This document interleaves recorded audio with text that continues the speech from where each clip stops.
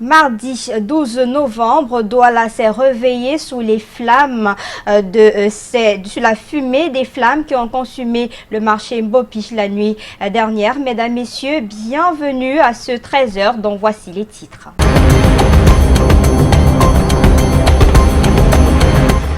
Encore un incendie au marché Mbopi, l'un des plus grands et importants espaces marchands d'Afrique centrale, est sous la furie des flammes depuis la nuit dernière. L'incendie aurait pour origine le retour impromptu de l'électricité après une coupure due elle-même à la panne d'un transformateur. Pendant ce temps, le ministre de l'Eau et de l'Énergie est à Douala depuis un instant pour suivre les travaux en cours du poste de transformation de Dedo ayant également subi la colère des flammes. Yaoundé paralysé par les motos taximens depuis ce matin. Les Yaoundéens ont toutes les peines du monde à vaquer à leurs occupations et pour cause, les motos taximens ont bloqué par une grève presque sauvage l'accès de la ville en réaction à une mesure du gouverneur de la région du centre leur interdisant la circulation dans le centre urbain. Assemblée nationale sans les députés SDF, leur boycott annoncé à l'Assemblée nationale s'est confirmé ce matin à l'ouverture de la session de novembre. Les députés SDF ont brillé par leur absence, les mêmes causes produisant les mêmes effets. Tout porte à croire que les sénateurs de ce parti ne prendront pas part non plus à l'ouverture du Sénat de cet après-midi. Et puis en sport, Lyon U23 et Lyon en chasse. Les femelles attendent de pied ferme à Fandena leur homologue de Côte d'Ivoire pour le second tour qualificatif en vue des Olympiades de Tokyo 2020. À l'aller, elles ont imposé un nul vierge aux Ivoiriennes. On en parlera dans ce journal et on fera un tour également au Caire pour prendre les dernières nouvelles avec nos envoyés spéciaux en Égypte.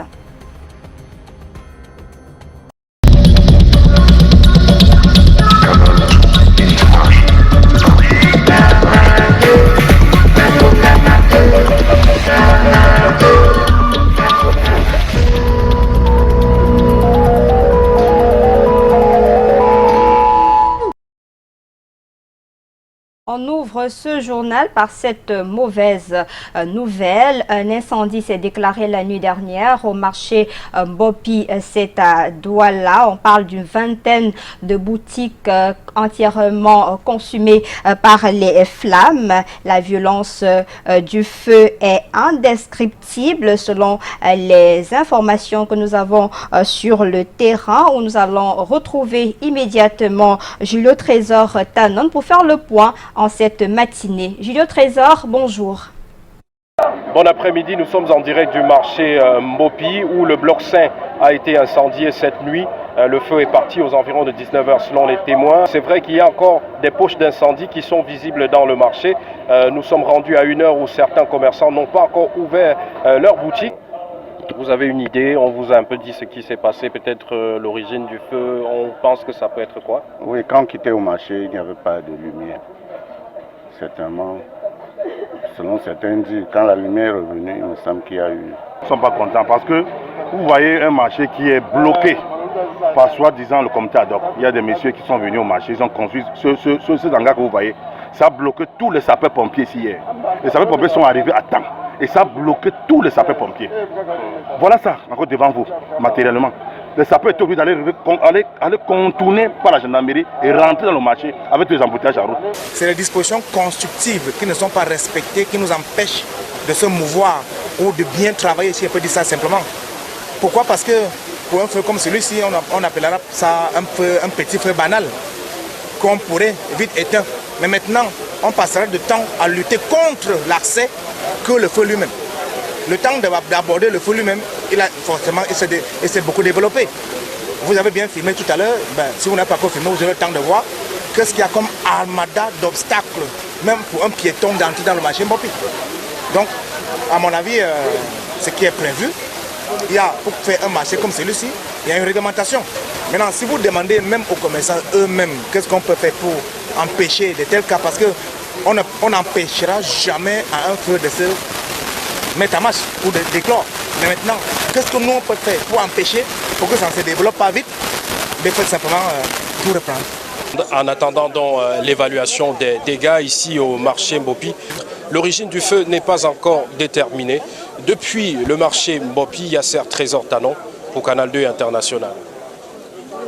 Merci à vous Yasser Trésor Tanon. À votre suite, on précise que le ministre de l'eau et de l'énergie est également à Douala pour visiter ce transformateur qui a subi également la colère des flammes. On en parlera dans un instant. Le temps pour nous d'aller à Yaoundé pour vivre cette actualité majeure. La situation est tendue depuis ce matin dans la capitale Yaoundé. Les conducteurs de motos taxis en colère suite à l'interdiction de la circulation en milieu urbain, une décision prise par le gouverneur du centre, Nassiri Paul Beya, une situation qui a paralysé presque toute la ville ce matin. On va prendre tout de suite l'ambiance à Yaoundé avec notre reporter Janice. Bonjour.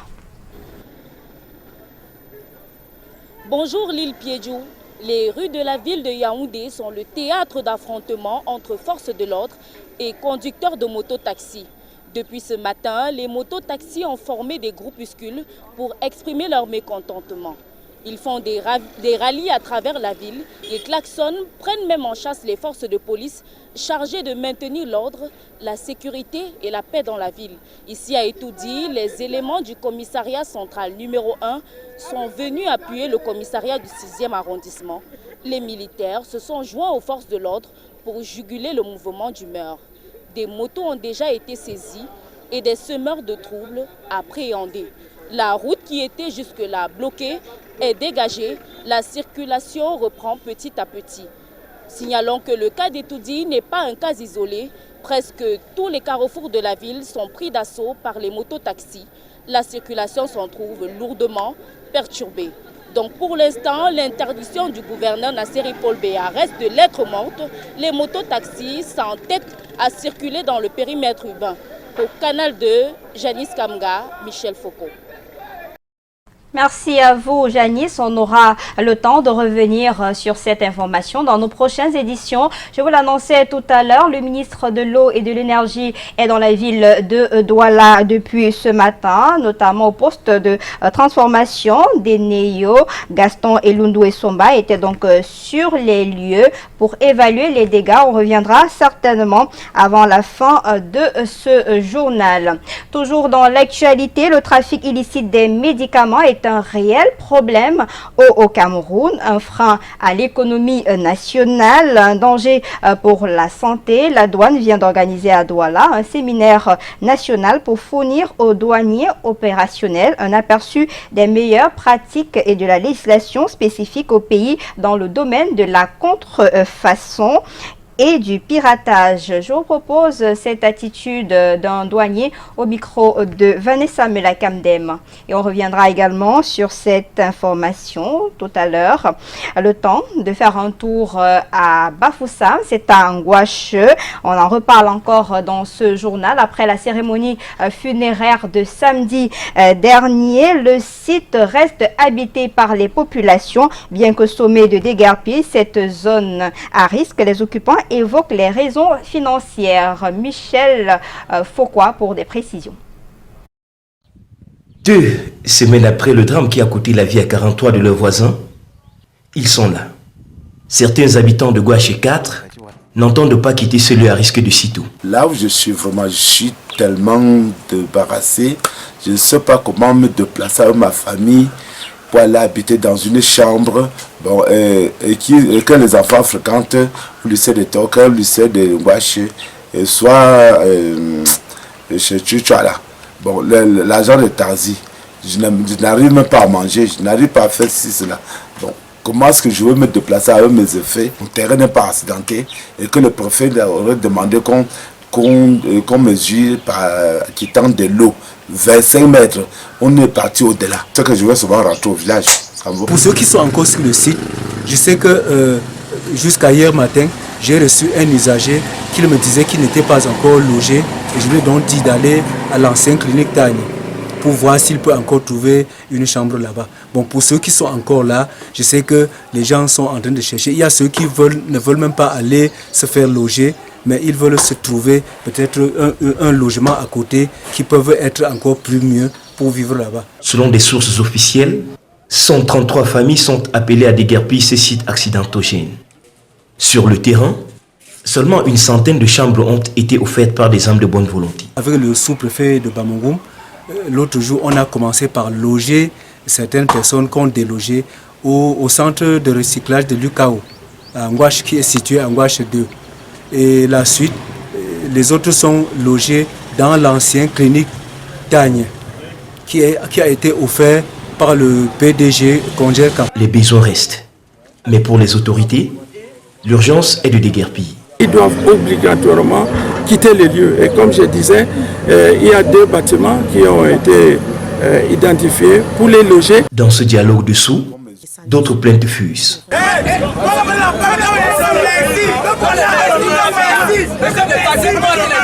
Selon la commission de recensement et d'évaluation, une superficie de 5 hectares est en cours d'aménagement dans la zone de Bamougoum.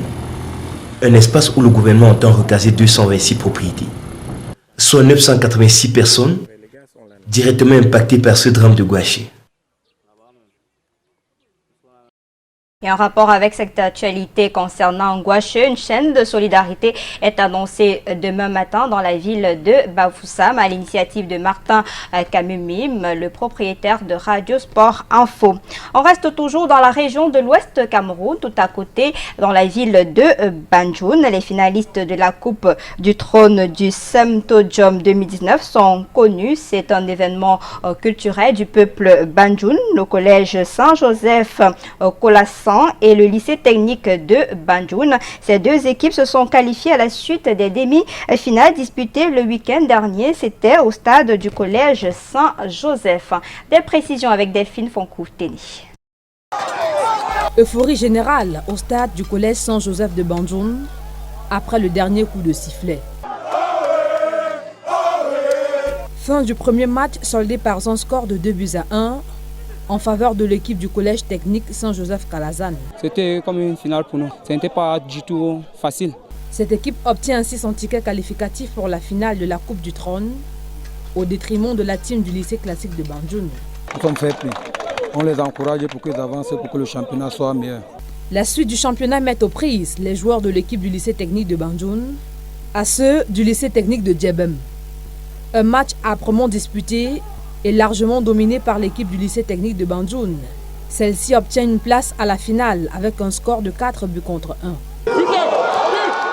Animée par les supporters et fans présents en grand nombre dans les gradins, ces rencontres de demi-finale ont émerveillé les délégués départementaux des sports et des enseignements secondaires du Nkunki. C'était un bonheur ineffable, c'était un moment de plaisir à en revendre.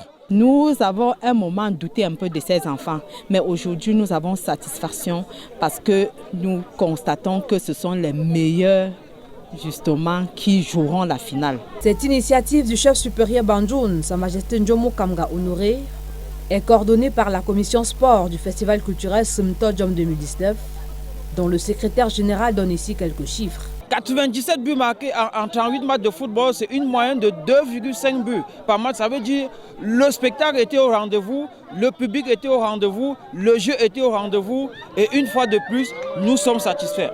La Coupe du Trône Semtojom 2019 vise à faire participer activement les jeunes de cette localité à ce festival culturel. La finale se disputera le vendredi 15 novembre prochain au stade de l'UIT Banjoun. On reste toujours en sport avec ces éliminatoires Jeux Olympiques Tokyo 2020. Les Lions indomptables entrent dans l'arène dans quelques minutes seulement face à la Côte d'Ivoire. Match comptant pour le 4e tour des éliminatoires pour les Jeux Olympiques de Tokyo prévus en 2020. On va immédiatement aller retrouver Marc Lionel Chouamou et Francis Ngemna au stade Omnisport de Yaoundé. Messieurs, bonjour. Effectivement, Lil Piedjou, bon après-midi à vous. Bienvenue au stade Amadou Ahidjo de Yaoundé, à Rennes, où vont donc s'affronter Camerounaises et Ivoiriennes pour une place au 5e et dernier tour de ces éliminatoires Jeux Olympiques Tokyo 2020. Le vainqueur de ce match affrontera la Zambie qui a validé son ticket la veille. Et le match n'est pas autant facile qu'on le croit. La Côte d'Ivoire a toujours obtenu sa qualification dans les tours précédents. à l'extérieur. Le Cameroun n'a pas encore pris de but à domicile. Il faut s'imposer pour les filles d'Alain Djemfa aujourd'hui pour se qualifier. Un match nul avec but compromettrait nos chances, nous éliminerait de la compétition. Donc il faut donc s'imposer pour nos Lions indomptables du Cameroun. Elles auront forcément besoin du soutien du public qui n'a pas encore pris place dans cette arène à moins de 3 heures du match, comme vous pouvez le constater. Peut-être la programmation et l'heure de ce match n'arrange pas tout le monde, qu'à cela ne tienne, elles doivent absolument s'imposer. Elles auront certainement l'appui des hommes, des Lions indomptables du Cameroun qui se sont entraînés sur cette pelouse il y a quelques minutes pour préparer leur match important en vue des éliminatoires de la CAN 2021. Match prévu ce mercredi face au Cap-Vert. Les Lions ont rendez-vous avec l'histoire face à la Côte d'Ivoire tombeuse du Nigeria au tour précédent. Depuis le stade Amadou Ahidjo de Yaoundé, Marc Chouamot, Francis Gemnan pour le 13h. Rendez-vous donc tout à l'heure pour cette importante rencontre.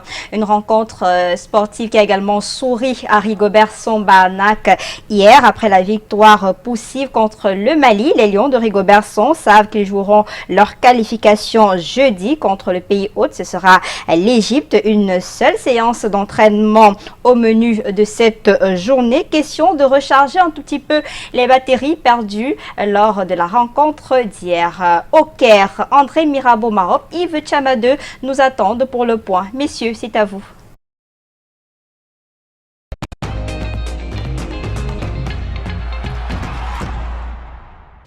Dans l'un des bars du Sonesta Hôtel, la tanière des Lions olympiques, lendemain des victoires. Et ce mardi, il fait un froid glacial dans la ville du Caire. Yves Tchamadeu, bon après-midi. Bon après-midi André Mirabeau et bon après-midi à tous ceux qui nous écoutent. Dans toutes les têtes, on prépare déjà le face-à-face contre l'Égypte ce jeudi. Oui, je pense qu'un match qui a priori paraîtra peut-être un peu moins compliqué que ce qu'on pensait, c'est-à-dire qu'avec la victoire égyptienne hier face au Ghana, donc il y aura moins de pression à la fois sur le terrain et sur le gradin, parce qu'on connaît un peu le caractère chauvin de ses supporters. Donc on aura une équipe égyptienne qui viendra avec déjà ce statut de qualifié et peut-être avec des changements dans son 11, des joueurs qu'on va reposer pour essayer de faciliter la récupération et qui peut être favorable côté Cameroun parce qu'on aura besoin absolument de gagner ou du moins de faire de faire un nul pour se qualifier pour le second tour. Mais on a une équipe camerounaise qui m'a foi un tout petit peu lourde dans le jeu, dans la relance, dans les transitions offensives. Je pense que c'est des choses qu'il va falloir rectifier par le staff technique pour donner une meilleure copie face à l'Égypte que ce que nous avons vécu hier face au Mali. Une victoire importante hier face à cette équipe du Mali qui conserve les chances de qualification pour le second tour. Réaction des acteurs juste après le match. On promet que le match contre l'Égypte, on va tout donner. Notre équipe se sortit premier de notre poule. Et on va tout. Ça ne sera pas facile contre le Seigneur. Ça ne sera pas facile contre l'Égypte, mais on promet qu'on va faire un gros match pour se qualifier pour le prochain tour. C'était une victoire très importante, hein, on le savait avant le match. Voilà, on n'a pas pu gagner le match passé malheureusement. On a manqué de concentration à la fin et ce match-ci, on a tout donné. On s'est battu jusqu'à la dernière minute, jusqu'à la dernière seconde. Et voilà, c'était une importante victoire. Et on continue de la même manière pour le prochain match. Je considère que les joueurs ont besoin de se sentir entourés par les dirigeants. Il faut cette proximité-là. J'ai remarqué depuis que je suis les sélections que cette proximité a un effet positif sur la cohésion du groupe. D'ailleurs, les coachs me l'ont dit. Et bon, c'est bien ainsi et nous comptons continuer dans cette voie-là. Le programme dans la tanière prévoit évidemment une unique séance de décrassage en fin d'après-midi du côté de l'annexe du Cairo Stadium. Effectif désormais complet pour Rigobert Song avec les arrivées du défenseur Tchamba et de No Ntolo. André Mirabeau-Marop, Yves Tchamadeu au Caire pour Canada International. Et l'équipe va suivre certainement cette prochaine sortie des Lions U23 du côté du Caire. Le temps pour nous de revenir sur cette nouvelle annoncée un tout petit peu en début de ce journal. La présence dans la ville de Douala du ministre de l'Eau et de l'Énergie au poste de transformation d'Eneyo qui a également subi un incendie depuis le week-end dernier, paralysant un tout petit peu plusieurs quartiers de la ville de Douala avec d'énormes dégâts. Vous pouvez le voir en image où nous allons aller retrouver immédiatement Robert Charlitoc, Thierry Nana pour faire le point sur le site.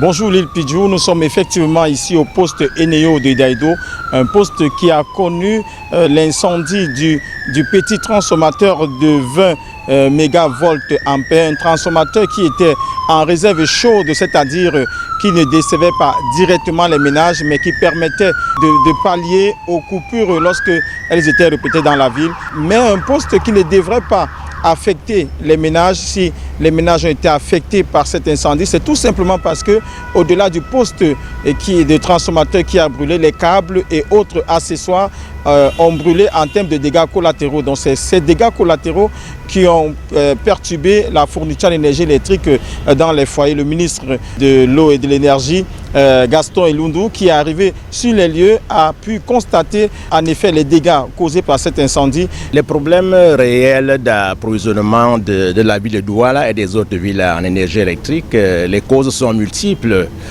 L'une des principales causes, c'est le déficit en poteaux. On n'a pas assez de support et aujourd'hui le marché n'est pas approvisionné. Des villes comme Douala, nous avons des milliers de supports qu'il faut remplacer et vous voyez bien que nous sommes en période de pluie. Il suffit qu'un poteau tombe dans un quartier, il a déjà mis ce quartier hors réseau et tant qu'il n'y a pas de poteau pour remplacer, c'est ce qui fait que les durées de coupure s'allongent.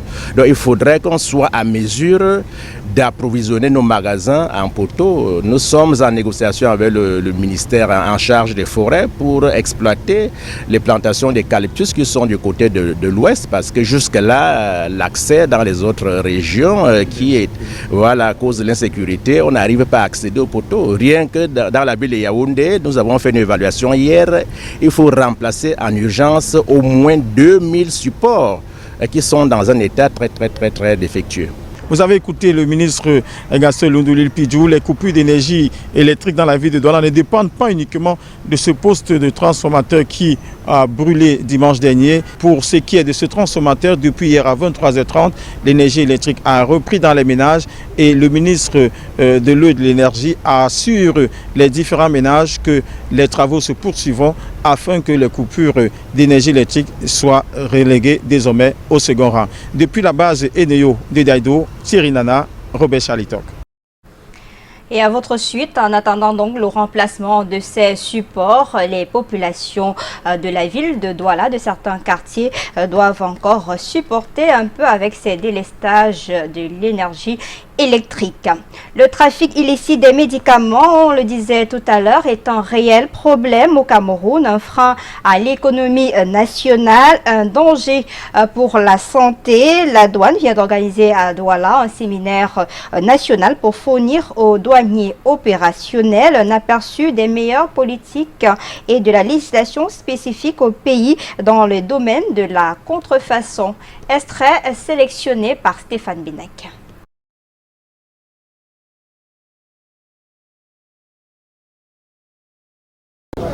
L'OMD, nous avons beaucoup d'outils à notre disposition. Permettez qu'en tant qu'agent d'application de la loi, que je ne puisse pas tout dévoiler à la presse, mais nos membres sont au fait de nos outils qu'on déploie à leur niveau. Ça peut être des outils d'ordre juridique, des outils des outils de lutte contre la fraude, des bonnes pratiques qu'on met à leur disposition pour lutter contre la contrefaçon ou le commerce illicite de médicaments. Le plus important aujourd'hui pour nous, vous voyez, les douanes camerounaises font déjà beaucoup d'efforts pour lutter contre les faux médicaments. Ils font des saisies, mais seules les douanes camerounaises ne peuvent pas faire face à ce combat. Il faudrait qu'elles puissent travailler avec les autres forces, la justice, la gendarmerie, la police, les autorités sanitaires, l'ordre des pharmaciens, bref, toute la chaîne. Il faut qu'ils puissent travailler en synergie pour des victoires plus éclatantes.